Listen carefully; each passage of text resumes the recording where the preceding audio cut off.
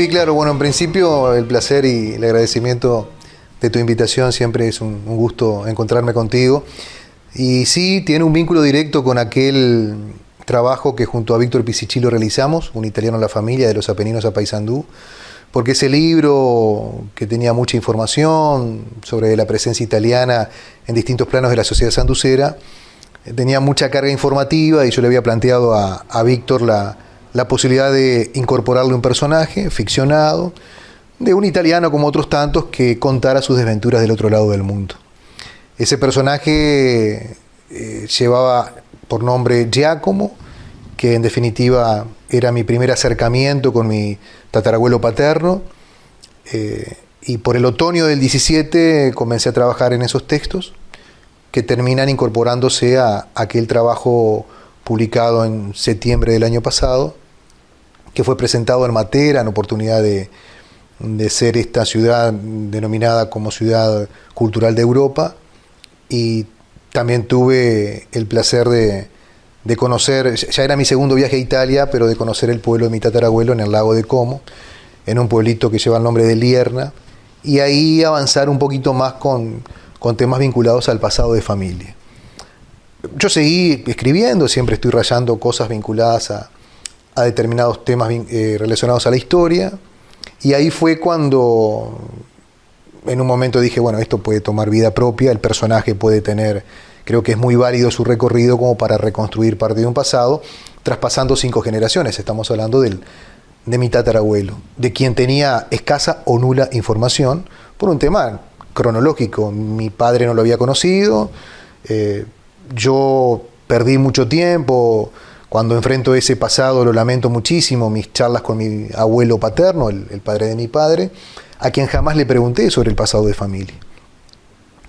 Y bueno, también uno no se proyecta a los 5 o 6 años si algún día vas a ser de grande periodista, y si además vas a publicar libros, y si además vas a publicar libros vinculados a tu familia. Pero bueno, pude contar con un equipo interdisciplinario que trabajó fuertemente. A mí me gustan estos trabajos en equipo. Y aquí tengo que destacar los trabajos de María Blanca Inamorato, profesora de lengua italiana, que me dio un aporte significativo para las traducciones de algunos textos, porque yo quería que el libro incorporara la lengua materna. Blanca fue un nexo vital para mis familiares en Italia, por el tema del dominar el idioma.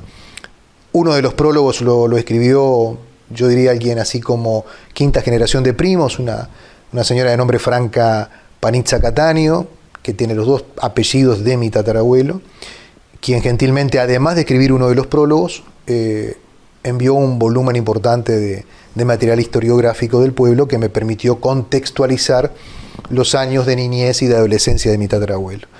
El otro prólogo lo escribió Víctor Pisichillo, con quien ya hemos hecho algunos trabajos, como te comentaba anteriormente.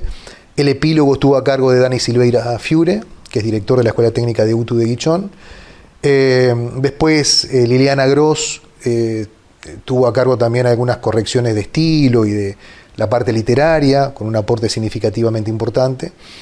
Y el doctor Jorge Pedoja, que en determinado momento volcó un volumen importante de sus trabajos vinculados a la migración italiana. En determinado momento Jorge casi que me lo estaba presentando a Federico Barbarroja, el 10º emperador germánico en Roma, quien le otorga el título de capitán a un tal Igno de la Volta, hijo de Conradus de la Volta, que en 1162, por haber prestado servicios a un bastión de Génova a favor de ese emperador, recibe el título de capitán, que al latín es capitanius, y que a la deformación del italiano es Cattaneo o Catania. El apellido original es Cattaneo. Y bueno, ahí se desprende una historia en la cual atravesé 9 siglos sin querer, donde pude detectar a los 2 primeros matrimonios de familia, a quienes se ordenaron como obispos, a quienes obtuvieron títulos nobiliarios, y a la rama, como la que procede de mi tatarabuelo, de campesinos agricultores, hasta bueno, llegar a aquellas familias que se fueron mudando, fueron a Lecco, fueron a Caprino Bergamasco, a Lierna, todas en una zona de pueblitos en la zona del lago de Como, y allí bueno, encontrarme con una historia que, si bien la reconstruí desde la ficción, respeté los arcos de tiempo y respeté las locaciones. es decir, sus años de niñez y adolescencia en su pueblo natal, sus años de juventud y cuando pasó a ser adulto en una zona conocida como Corralitos, en el suroeste del departamento de Salto, y después su regreso a Italia, por causas que no se han podido determinar, con su fallecimiento en el año 1920, y haber atravesado la Gran Guerra, la Primera Guerra Mundial. Así que para mí significó un recorrido extraordinario, revelador fundamentalmente.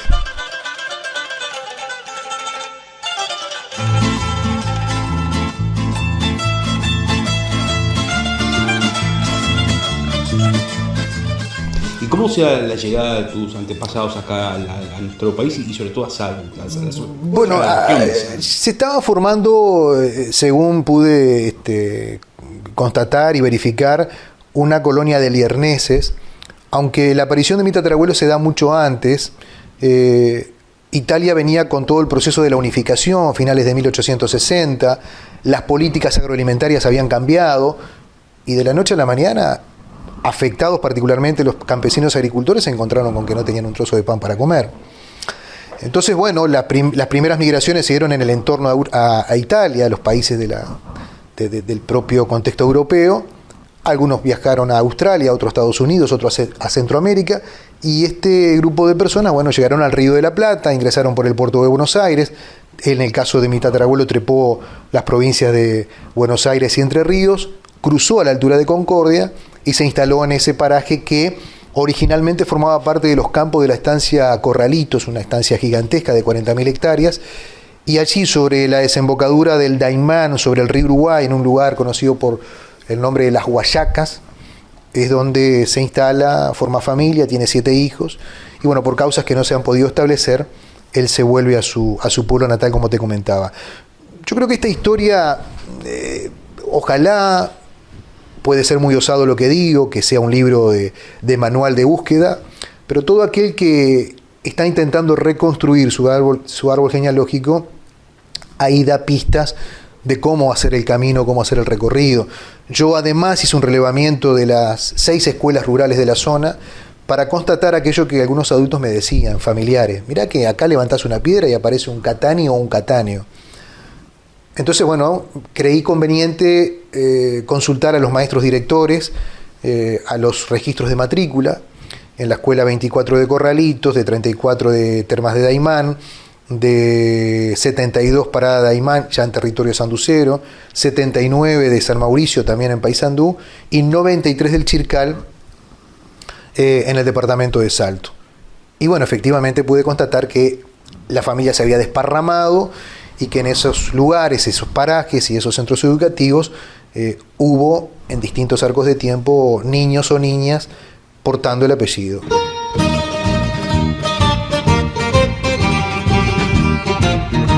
Yo a mi tatarabuelo, más que con datos documentales, lo conocí o aprendí a conocerlo desde el alma. O sea, esto es complejo de explicarlo porque no es algo tangible que vos puedas medir. Yo me veo en ese emigrante que, bueno, siempre digo lo siguiente: imaginemos que por un momento a nosotros nos dejen en el medio del África sin Google Maps, sin GPS, sin ningún dispositivo tecnológico que te ayude a más o menos a decir, bueno, ¿dónde estás? ¿A dónde voy? ¿A quién puedo acudir en caso de necesitarlo? Esa gente venía con idiomas distintos, costumbres diferentes, algunos a suerte, ¿verdad? Otros sí venían con trabajo. Yo creo que en este caso venía con algún contacto y no mucho más. Y después le pasó lo que a otra buena cantidad de inmigrantes italianos le pudo haber pasado, que es ese sentimiento que no tiene traducción al español, pero que es un término que usan mucho los portugueses y los brasileros, que se conoce como saudade, que es ese sentimiento de melancolía, de nostalgia, de saber que los afectos están, pero que no podés tomar contacto por la lejanía, por la distancia. Y creo que ahí se volvió. Yo me veo representado en esa tenacidad, en esa búsqueda constante del yo, a dónde voy, qué quiero, qué cosas me motivan a llegar a tal lugar.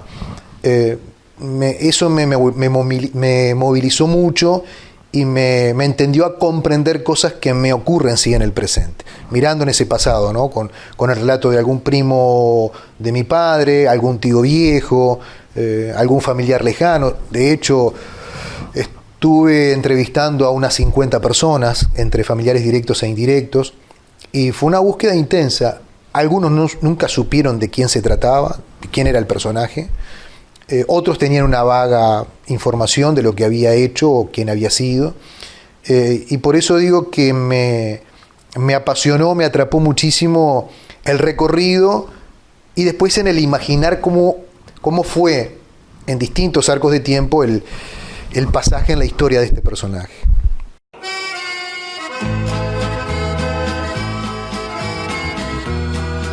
En un mundo signado por importantes movimientos poblacionales a escala, un joven emigrante italiano es atravesado por un exilio que, a finales de 1860, lo arranca de su Lierna natal en el lago de Como, en la provincia de Lecco, región de la Lombardía, y lo lanza a la periferia del mundo. Reprograma su vida, proyecta su familia y luego de vivir 36 años en el llamado Salto Oriental, denominación antigua del actual departamento de Salto, retorna a Italia para nunca más regresar a Uruguay.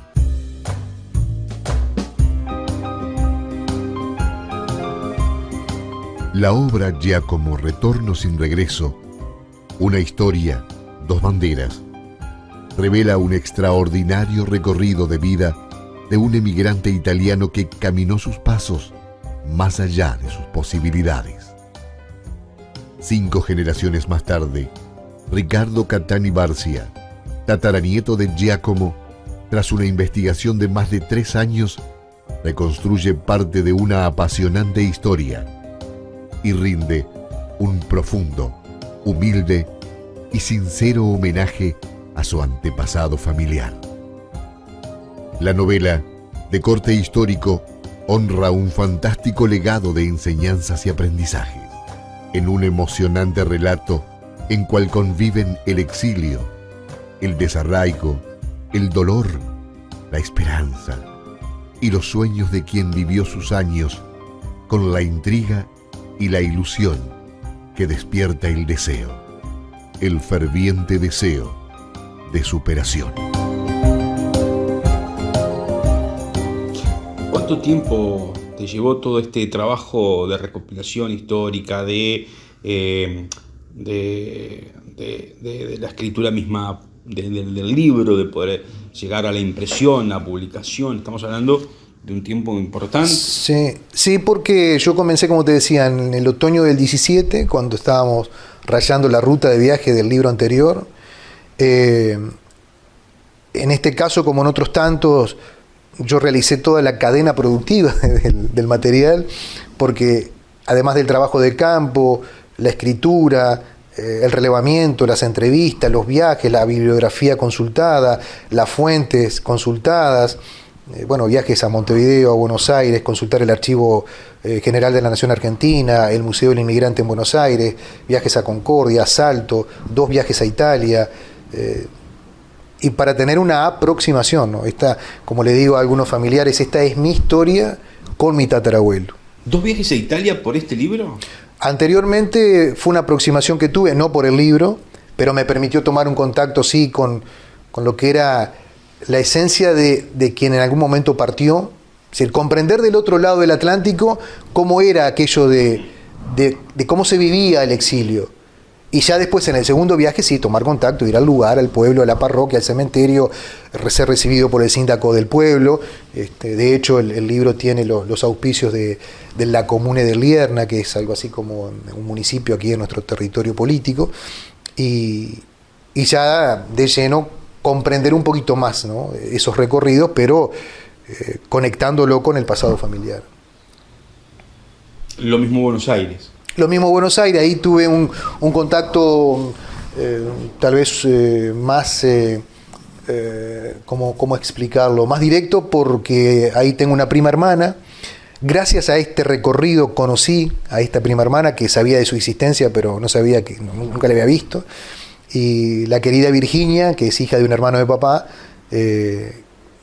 fue la que me abrió las puertas a esa búsqueda, ¿no? Y a ese tratar de encontrar documentación que te permitiera y te diera, fehacientemente cómo habían sido esos recorridos. Así que fue, ya te digo, conectar piezas y armar un rompecabezas complejo que no tiene la imagen total, ¿no? De hecho, cuando te estoy hablando de la gente que participó del trabajo de producción del libro, en determinado momento yo no tenía fotos del personaje. Las fotos que tenía eran un puñado de registros que había traído de Italia y algunos registros que había generado en el lugar donde vivió aquí en Salto. Y le digo a Héctor Rodríguez en determinado momento, dibujante profesional, diseñador gráfico, le digo, mira Héctor, tengo un problema. Quiero que el libro tenga imágenes, pero me parece que incorporarle fotos modernas no coincide o no tienen conexión con la historia. Y bueno, pasámelas a ver qué puedo hacer por vos. Hizo una secuencia fotográfica fantástica, fotográfica de imagen, ilustraciones, sustentadas en la fotografía. Y envejeció las imágenes, yo pude lograr fotos de época del pueblo de él, el lugar donde su hijo mayor, mi bisabuelo, había realizado una inversión en una, que se le puede decir, una suerte de posta, una suerte de lugar donde se conoció posteriormente como Almacén de Ramos Generales, ahí en la rotonda frente a las termas, en ese lugar donde vivieron parte de los Catani. Tener, por ejemplo, una información fantástica, porque él atendió a la empresa que al menos le dio alojamiento y seguramente comida a la empresa que construyó el puente, sobre el puente carretero, pero antes de la existencia del puente carretero y antes de la existencia del puente ferroviario, la gente necesitaba cruzar. Entonces este hombre tenía un servicio de botecito para pasar gente de Paysandú a Salto y viceversa. Y bueno, y se hizo una reconstrucción de todos esos lugares con ilustraciones fantásticas que realizó Héctor Rodríguez. Y a propósito de tu consulta sobre cómo fue la cadena productiva, el libro necesitaba un acabado estético. Y ahí participó Martín Talamás, que hizo un trabajo brillante de paginación, de edición. Y bueno, la impresión que me hubiera gustado haberla hecho acá, pero las imprentas todavía no tienen la tecnología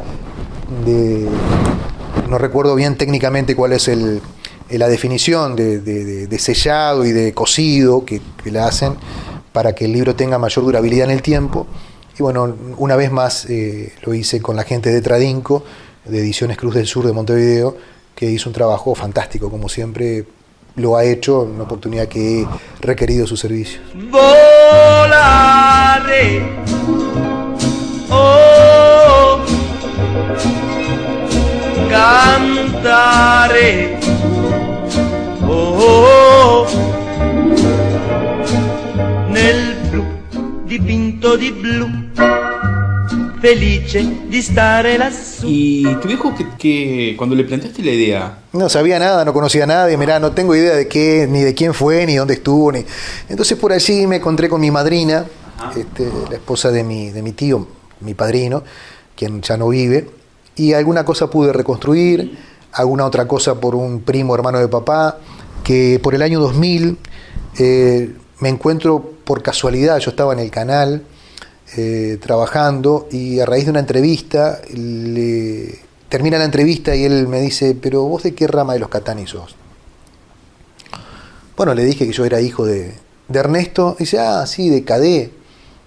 Yo no sé si alguna vez había escuchado el seudónimo de mi padre, me desarmó. Y dice, ¿de dónde crees que son? Entonces yo vinculaba Catani con Catania, en la Sicilia, en el sur. Digo, creo que podemos ser del sur. No, dice, somos del norte, yo te voy a pasar un documento que dice y certifica que mi bisabuelo, que viene a ser tu tatarabuelo. Y ahí empezó la búsqueda. ¿Y vos hasta ahora tenías algún tipo de relacionamiento con la comunidad italiana en Paysandú, con los diferentes... No, excepto cuando comenzamos el trabajo anterior con Víctor sobre el italiano en la familia, que ahí fue nuestra aproximación, pero no, de hecho yo no tenía vínculo más que muy puntual, ¿no? Alguna presentación que pude haber hecho, algún trabajo muy concreto que en algún momento me convocaron, pero no había un un vínculo como integrante de la claro, sociedad. No. Digamos, De italiana. hecho, busqué aquí en Paysandú, en los registros, por alguna presencia por el lado de mi bisabuelo materno, porque mis bisabuelos maternos son de Potenza, son del sur, de la Basilicata. De Marciconuovo, mi tatarabuelo, de Marciconuovo, mi bisabuelo materno, y de Potenza, mi bisabuela materna. Pero después no, fue realmente una búsqueda, como yo decía en el libro, en un pasaje, como encerrarte en una habitación a oscuras y con los ojos vendados, y ahí empezar a tantear. Por eso digo, fue una aproximación que a medida que iba caminando se iban abriendo puertas, otras no. A mí me parece que el libro, Martín, también puede ser útil para aquellos que hacen trabajos de investigación, que traza algunas líneas ahí que pueden desnudar cómo hacer determinadas búsquedas, ¿no? De orientar, pienso yo, cómo hacer determinadas búsquedas. Ahora, ¿qué te llevó en lo más íntimo a hacer a embarcarte en esto? Porque, a ver, quien nos está escuchando dice, pero este tipo viaja a Italia 2 veces, a Buenos Aires, para escribir un libro. Le tiene que dar muy buenos réditos al libro. Y yo creo que el rédito más revelador o el que más te puede complacer es reconstruir parte de esa historia de familia que me parece que es necesaria. ¿Por qué? Porque yo creo que todos tenemos a alguien a quien honrar en nuestras familias. Seguramente el que nos está viendo debe de tener a una madre, un padre, a quien honrar, a quien decir, yo soy el resultado de... Me parece que para los tiempos que corren, Martín, donde hay ciertas turbulencias sociales, y parece que las historias comunes no están, y poco importa o nada importa, bueno, creo que este es un buen disparador. Yo creo que como mensaje el libro, que yo lo planteo sobre el final,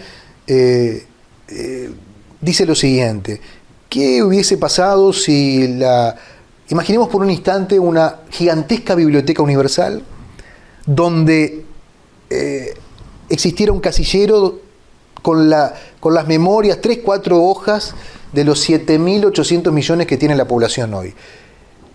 ¿Comprenderíamos de la misma manera el mundo? ¿Tendríamos la misma información? Creo que eso lo planteo para sacudir un poquito más la curiosidad de cada uno de los mortales, ¿no? Es decir, ¿de dónde venimos nosotros? ¿Hacia dónde vamos? ¿Qué pasa con todo ese puñado de gente? Italia perdió, Martín, lo más preciado que puede perder un país, que es su mano de obra. Indistintamente en los 3 fuertes corrimientos poblacionales que tuvo Italia, perdió la friolera de 70 millones de personas. Eso te tiene que mover. A mí me movió desde lo familiar, ya venía con aquel trabajo anterior, como te explicaba, junto a Víctor, de un italiano en la familia, y decir, ¿cómo esta gente vino con una carga que solamente fue su capacidad mental y su fortaleza física? Y un par de baúles y unas valijas de cartón. ¿Y cómo hizo un recorrido? ¿Y cómo se reprogramó? ¿Y se reconstruyó? ¿Formó familia? ¿Se puso de pie? A algunos les fue muy bien y montaron empresas y fueron arquitectos, ingenieros, aportaron a la gastronomía, aportaron a la cultura, a la ciencia. Nosotros somos el resultado de ese recorrido, porque además Uruguay, que su sociedad está conformada en un elevado porcentaje por españoles e italianos, yo creo que tenemos que también reconciliarnos con ese pasado. Nosotros tenemos una imagen de ese pasado muy edulcorado, qué bueno, mirá, vinieron, yo soy descendiente español, yo soy descendiente francés.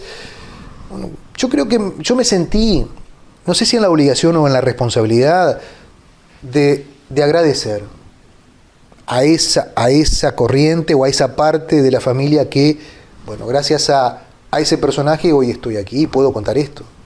Me da la sensación que en la sociedad que vivimos hoy, y en las conversaciones de familia, ya casi no existen esas conversaciones en familia como existían antes, pero como que esos temas no se dan. El del abuelo, el bisabuelo, ¿no? El de contar las anécdotas de dónde vino, de cómo vino, de lo que hizo. Ya ellos no lo contaban. Lo que no hizo. Yo creo que ya no lo contaban. El italiano, por ejemplo, ya en la tercera generación ya no transmitió el idioma, por ejemplo. Ahora, cuando vos hablás con los que podemos decir viejos hoy, en la mesa, yo recuerdo los cuentos de mamá, y en la mesa familiar, cuando venía, por ejemplo, sus abuelos, que eran estos dos italianos que yo te comentaba del sur, los niños no podían hablar. Cuando la cosa se complicaba, hacían un giro automático y hablaban en ese cocoliche, ¿no? Que es italiano regionalizado, una adaptación que se hizo acá del italiano. Y yo creo que también ahí el silencio o las distancias que marcaban también habla de lo siguiente, de darle un cierre a su dolor del pasado. Entonces me parece que ahí también despierta una curiosidad, es decir, esta gente no habló por esto, cuán profundo fue ese dolor. Y nosotros que hemos aprendido de todo ese no hablar, del escuchar, de no transmitir, entonces lo único que tenemos como transmisión, la gastronomía, hasta ahí, porque yo recuerdo lo último casero que probé, de pastas o de tuco y de mojar el pan en la sartén de mamá, y no mucho más. A mi abuelo materno no lo conocí, mi abuelo paterno, eran conversaciones que a mí me sorprendía particularmente cuando picaba el tabaco, que estaba horas picando el tabaco. Le digo, pero abuelo, ¿cuándo va a fumar usted? Porque digo, no puede estar, no, pero es todo un ritual. Yo lo cuento un poco en el libro. También rescato que las familias se juntaban cuando moría alguien. Entonces en el velatorio había que aprovechar, hacer de todo, o sea, conocer gente que jamás había visto, como yo planteo ahí en el comienzo del libro. Venía gente de todas partes, los de ahí, los del lugar, los familiares directos, mi padre y yo de Paysandú, algunos hijos del muerto de Estados Unidos y algunos perdidos de la periferia del mundo. Yo creo que estamos en un buen tiempo. La historia tiene un problema con el relato oral porque los viejos se mueren y con ellos se va el relato a la tumba. Y por más que haya documentación, siempre falta un relato por contar. Y me parece que ya no estamos quedando a tiempo para recuperar esa historia viva que precisamente es lo que nos cuentan nuestros padres, nuestros abuelos, y no mucho más para atrás, porque después la gente... Yo lo único que puedo sugerir, no recomiendo, no aconsejo, pero sí sugerir a los más jóvenes que no pierdan de hablar con aquel veterano que seguramente tiene historia muy rica para contar. Ojalá que esto sea un disparador para todo aquel que puede tener una historia mucho más rica que la que cuento, porque yo estoy contando de un anónimo mortal que, bueno, como otros tantos millones se vino a hacer la América, seguramente no le salió las cosas como pensaba y se volvió y murió en su pueblo. La comercialización de este libro, ¿cómo...? Bueno, el libro está a la venta en la posta del libro, el único lugar que está a la venta, y bueno, y después quien desee adquirirlo, yo lo tengo a la venta personalmente, porque además es una historia íntima, tampoco se publicaron muchos ejemplares. Estoy sorprendido porque la cantidad ya casi que está agotada, y eso también habla un poco de la amistad, de la gente que te quiere bien, o aquellos que, bueno, gustan de estas historias y se sienten atraídos en adquirir este tipo de materiales.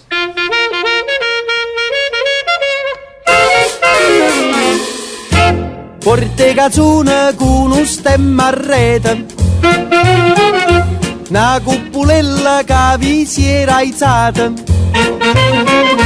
¿Cuál es el presente tuyo hoy? ¿Cómo te sentís hoy? ¿Te sentís yendo más a esto del escritor, de contar historias, de incursionar más en la literatura? Yo aprendí que esta profesión te plantea en determinados momentos la necesidad de reconvertirte. Yo no creo en los trabajos, más hoy en este mundo tan cambiante, que vas a entrar a una empresa y vas a estar por la eternidad, como aquel que entraba y sabía que se iba a jubilar en tal lugar.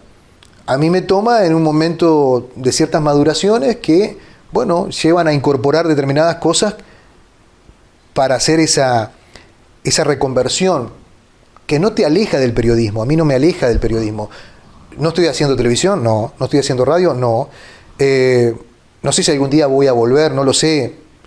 Pero descubrí esto que me llevó a que los recorridos por el interior rural, hacer un ciclo de barrios en la ciudad, conocer gran parte del Uruguay, haber tenido la posibilidad de conocer algunos países del exterior, particularmente de Europa, bueno, te lleva a que digas, el periodismo no es solamente radio, no es solamente televisión, También son estos trabajos de corte investigativo, que bueno, también, que llevan a algo que a mí sí me moviliza, que es tratar de aportar algo a la sociedad a la cual vos pertenecés.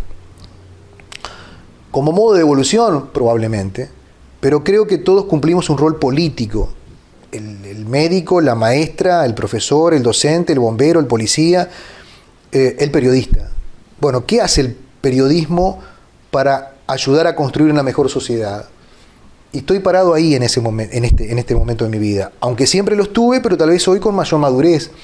Es decir, ¿qué vuelco yo en este pasaje terrenal que es muy corto? La vida por este mundo, cuando querés mirar para atrás por el espejo retrovisor, te das cuenta que ya te pasaron unas cuantas décadas.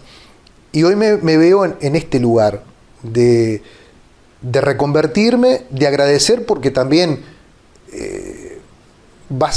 lo vas haciendo rápidamente y te toma a veces con la pérdida de un trabajo, y tal vez, volviendo a lo que vos me decías, ¿en qué me veo reflejado? Bueno, en esa tenacidad, en esa impronta, en esa actitud de cómo uno se va parando frente a las dificultades en la vida y decir, mirá, yo puedo hacer esto y desde este trabajo puedo aportar a otros que vienen detrás, muchachos jóvenes que están estudiando la carrera o que deciden ir por el camino de la comunicación, que hay un abanico muy amplio de cosas para hacer y por hacer en el periodismo. Me encuentra en este momento de la actividad profesional. Y si hablamos de proyectos, a ver, ya terminaste el libro, está publicado, prácticamente agotado la primera edición, más allá que pueda surgir una segunda edición, pero digo, ¿ya tenés pensado? Bueno, yo tengo en rodaje el portal Uruguay Documental, que junto a Sergio Hornos y Leonardo Muraña, un amigo de Salto y otro de Sarandí del Cien, del departamento de Durazno, bueno, le vamos incorporando materiales. Ahora, por toda esta situación sanitaria, nosotros hemos discontinuado las salidas, pero siempre estamos reeditando materiales y subiendo contenidos. Y proyectos seguramente van a tener que ver en los futuros a próximos libros, ¿no? En esta misma línea, seguramente de corte investigativo, de corte histórico. ¿Qué te gustaría, por ejemplo, encarar? Bueno, yo tengo pendiente un libro que no tiene... Yo te decía de corte histórico, pero me tengo que correrme un poquito, porque tengo pendiente, de hecho tengo todo el material ya en archivo, sobre historias fantásticas, es decir, sobre relatos vinculados particularmente al fútbol. De hecho, algunas cosas les escribo a los gurises a Jean-Pierre Dutra y a Robert Capote, que tienen un programa en la otra FM, ya lo venía haciendo cuando estaban en la 35, sobre historias de cuentos fantásticos, ¿no? que rayan un poco en la fantasía de partidos de fútbol y determinados personajes. Me gustaría sacar algo así. El material lo tengo, pero bueno, quiero descansar porque en este tipo de proyectos que son a largo aliento, en este caso este libro, que al igual que los anteriores lleva un periodo de 2 años, 3 años y medio de búsqueda, de entrevistas, de recorrido, de consultas, como tenés que hacer toda la cadena productiva, a mí todavía ninguna editorial me ha dicho, Catani, mire que nos puede interesar su material. Entonces, digo, no reniego de eso, pero como tenés que hacer toda la cadena y cada eslabón tiene su etapa y su dedicación, quiero descansar un poquito ahora y disfrutar de este momento. Pero creo que, si bien tengo pensado algunos libros de corte histórico, tengo ese pendiente ahí que algún día me gustaría sacarlo, que es un poco también recorrer parte de un pasado de ese niño adolescente que soñaba con ser relator de fútbol, por ejemplo, y cosas que después uno iba viendo en los relatos. Vos lo sabés bien, yo al haber pasado por el relato deportivo, uno ve mucha cosa que forma parte de la fantasía de lo que vos estás relatando, y esas cosas muy pocas veces se habla o se cuenta, ¿no? Son esas cosas locas que vos decís, no, pero no pudo haber pasado eso. Bueno, sí, pero pasó. Entonces, tengo no lo muchas pudo cosas. haber dicho, pero lo dijo. No lo pudo haber dicho, pero lo dijo. Y habrá sido así, porque la radio, y vos lo sabés mejor que yo, Martín, para mí es un medio fantástico porque ayuda a imaginar cosas. Y bueno, tengo mucha cosa que parte de la radio que podrías plasmarse en el papel, ¿no?